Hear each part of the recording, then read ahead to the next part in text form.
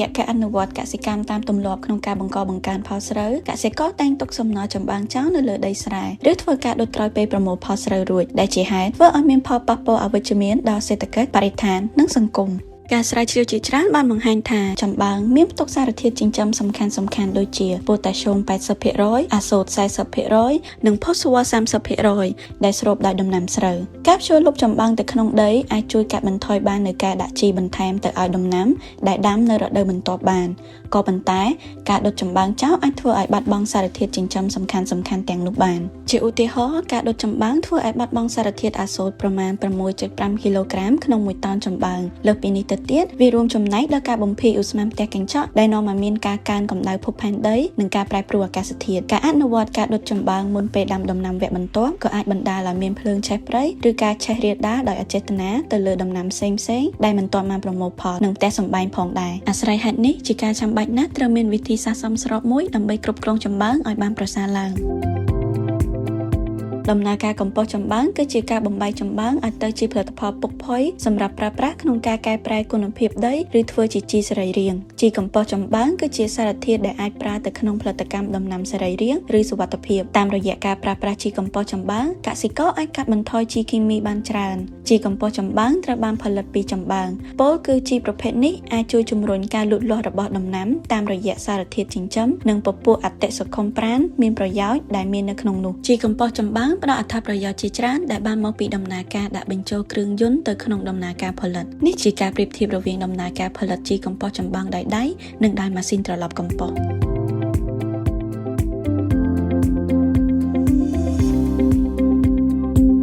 បច្ចេកវិទ្យាផលិតជីកំប៉ុស្តចំបើងដោយប្រើម៉ាស៊ីនត្រឡប់កំប៉ុស្តដែលបានបង្កើតឡើងក្រោមគម្រោងដឹកនាំដោយវិទ្យាស្ថានស្រាវជ្រាវដំណាំស្រូវអន្តរជាតិហៅកាត់ថា IRI គឺជានវានុវត្តន៍មួយដែលបញ្ចូលនូវអត្ថប្រយោជន៍រូបសាស្ត្រគីមីសាស្ត្រនិងជីវសាស្ត្រដើម្បីធ្វើឲ្យប្រសើរឡើងនៅដំណើរការកាច់កំប៉ុស្តឲ្យពុកផុយបានឆាប់រហ័សក៏ដូចជាបង្កើននូវគុណភាពជីផងដែរបច្ចេកវិទ្យានេះត្រូវបានផ្ទៀងផ្ទាត់ដោយវិទ្យាស្ថានស្រាវជ្រាវដំណាំស្រូវអន្តរជាតិប្រចាំនៅប្រទេសវៀតណាមដែលមានលក្ខណៈបច្ចេកទេសដូចខាងក្រោមការត្រឡប់កំប៉ុស្តដោយស្វ័យប្រវត្តិជាមួយកម្លាំងម៉ាស៊ីន70សេសសមត្ថភាពម៉ាស៊ីន183ទៅ300ម៉ែត្រគីបក្នុងមួយវគ្គការបាញ់ល្បាយអតិសុខុមប្រាណឬមេជីដោយស្វ័យប្រវត្តិកម្រិតស៊ីប្រេងម៉ាស៊ូត6ទៅ7លីត្រក្នុង1ម៉ោងកាត់បន្ថយពេលវេលានិងកម្លាំងពលកម្មនៅក្នុងផលិតកម្មជាមួយនឹងបច្ចេកវិទ្យានេះដំណើរការធ្វើកំប៉ុស្តចំណាយរយៈពេលប្រមាណជា45ថ្ងៃតែប៉ុណ្ណោះដែលជួយឲ្យចំណេញពេលវេលាស្ទើរតែពាក់កណ្ដាលបើធៀបជាមួយនឹងការផលិតតាមបែបប្រពៃណីដូចជាការធ្វើកំប៉ុស្តដោយដៃនិងការធ្វើកំប៉ុស្តដោយប្រើគ្រឿងចាក់រុញត្រឡប់ bulldozer ឬគ្រឿងចាក់ផ្សេងទៀតម៉ាស៊ីនត្រឡប់កំប៉ុស្តមានមុខងារសំខាន់ពីរដែលវាចាំបាច់ក្នុងការចូលរួមបង្កើនប្រសិទ្ធភាពនៃដំណើរការពុកផុយរបស់កំប៉ុស្តក៏ដូចជាបង្កើននូវគុណភាពកំប៉ុស្តផងដែរមុខងារទី1ត្រឡប់និងច្របល់ស្រទាប់ធាបសមឲ្យបានសព្វល្អមុខងារទី2បាញ់ល្បាយអតិសុខុមប្រាណមេជីទៅលើស្រទាប់ធាបសមដែលបានត្រឡប់នៅក្នុងពេលជាមួយគ្នានោះដើម្បីផលិតជីកំប៉ុស្តចំបើងចំនួន5តោនយើងត្រូវការវត្ថុធាតុដើមដូចជាលាមកគោ1397គីឡូក្រាមសំណើម 53% ចំបើង886គីឡូក្រាមសំណើម 9.3% ផេះឬធ្យូងអង្កាម2638គីឡូក្រាមសំណើម 44.7% ស្រកីដូង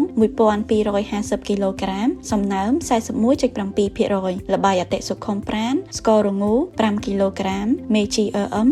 1.9 លីត្រនិងទឹកស្អាត145លីត្រនេះជាសកម្មភាពផលិតជីកំប៉ុស្តចំបើងដោយសហគមន៍ឧត្តមសូរិយាការផលិតរួមមាន5ជំហានជំហានទី1ការរៀបចំវត្ថុធាតុផ្សំខាងលើត្រូវបានដាក់កូរលើគ្នាជាស្រទាប់ទៅតាមរងដែលមានវិមាត្រដូចខាងក្រោមទទឹងរង 1.2 ម៉ែត្រកម្ពស់រង1ម៉ែត្របណ្ដោយរង30ម៉ែត្រដំបូងគេត្រូវរៀបចំស្រទាប់ចំបើងមុនហើយស្រោចទឹកឲ្យបានជោគល្អក្រោយមកទៀតរៀបលាមកគោពីលើស្រទាប់ចំបើងនោះហើយស្រោចទឹកឲ្យបានជោគល្អម្ដងទៀតបន្ទាប់មកបន្តរៀបជាស្រទាប់ដដែលបែបនេះរហូតដល់គំនរធាតុផ្សំបានកម្ពស់1ម៉ែត្រជំហានទី2ការត្រឡប់កំប៉ុស្តដោយម៉ាស៊ីនត្រឡប់ចាក់ល្បាយអតិសុខុមប្រាណមេជីដែលបានលាយរួចទៅក្នុងធុងដែលភ្ជាប់មកជាមួយម៉ាស៊ីនត្រឡប់កំប៉ុស្តដើម្បីឲ្យល្បាយមេជីនោះអាចបាញ់ចេញដោយស្វ័យប្រវត្តិទៅលើរងវត្ថុធាតុផ្សំនៅពេលដំណើរការម៉ាស៊ីនត្រឡប់ បន្ទាប់មកបញ្ជាម៉ាស៊ីនឲ្យដំណើរការត្រឡប់ទៅតាមរងនីមួយៗដើម្បីឲ្យវត្ថុធាតុផ្សំទាំងនោះអាចច្របល់បញ្ចូលគ្នាបានសព្វល្អជាមួយមេជីជំហានទី3ការគ្រប់គ្រងវត្ថុធាតុផ្សំកំប៉ុស្តនិងការជំរុញដំណើរការកាច់កំប៉ុស្តបន្ទាប់ពីការត្រឡប់កំប៉ុស្តដោយម៉ាស៊ីនរួចរងកំប៉ុស្តត្រូវបានគ្របដោយតង់ក្រាស់ដើម្បីជំរុញដំណើរការពុកផុយរបស់កំប៉ុស្តឲ្យបានឆាប់រហ័សត្រូវធ្វើការតាមដានសីតុណ្ហភាពនិងសំណើមទៅតាមរងកំប៉ុស្តឲ្យបានទៀងទាត់ក្នុងអំឡុងពេលនេះដែរប្រសិនបើសីតុណ្ហភាពខ្ពស់ពេកលើសពី70អង្សាសេឬសំណើមទាបពេកតិចជាង 40% ត្រូវស្រោចទឹកបន្ថែមទៅលើរងកំប៉ុស្តហើយធ្វើការត្រឡប់ឡើងវិញបន្ទាប់មកបើកតង់ចំហក្នុងរយៈពេលកំណត់មួយប៉ុន្តែត្រូវគ្របតង់មកវិញនៅពេលសីតុណ្ហភាពនៃរងកំប៉ុស្តបានធ្លាក់ចុះមកវិញជំហានទី4ការត្រឡប់កំប៉ុស្តជាមួយវត្ថុធាតុផ្សំបំពេញបន្ថែមលើកទី2ការត្រឡប់វត្ថុធាតុផ្សំកំប៉ុស្តលើកនេះត្រូវបានធ្វើឡើងបន្ទាប់ពីត្រឡប់លើកដំបូងបាន10ថ្ងៃទៅ15ថ្ងៃបន្ទាប់មុនពេលត្រឡប់ត្រូវបន្ថែមវត្ថុធាតុផ្សំដែលនៅសល់ដូចជាស្រកីដូងនិងផេះឬធ្យូងអង្កាមហើយក្រោយពេលត្រឡប់រួចត្រូវគ្របតង់មកវិញក្នុងកំឡុងពេលនេះដែរត្រូវបន្តតាមដានសីតុណ្ហភាពនិងសំណើមផងដែរជំហានទី5ការវិយតម្លៃផលិតផលជីកំប៉ុស្តចម្បាំងសម្រាប់ក្នុងអំឡុងពេលចន្លោះពី30ទៅ45ថ្ងៃត្រូវត្រួតពិនិត្យសីតុណ្ហភាពសំណើមនិងកម្រិត pH ទៅតាមរងកំប៉ុស្តនៅពេលសីតុណ្ហភាពស្ថិតនៅចន្លោះពី30អង្សាទៅ40អង្សាសំណើមនៅចន្លោះពី 40% ទៅ 50% និង pH នៅចន្លោះពី 6.5 ទៅ 7 នេះបញ្ជាក់ថាផលិតផលជីកំប៉ុស្តចម្បាំងអាចចាត់ទុកជាផលិតផលសម្រេចនិងអាចយកទៅប្រើប្រាស់ទៅលើដំណាំបានហើយសហគមន៍កសិកម្មឧត្តមសូរិយាមានផលិតផលជីកំប៉ុស្តចំនួន2ប្រភេទគឺ 1. ជីកំប៉ុស្តចម្បាំងប្រភេទគ្រាប់រាយ 2. ជីកំប៉ុស្តចម្បាំងប្រភេទគ្រាប់ទ្រវែង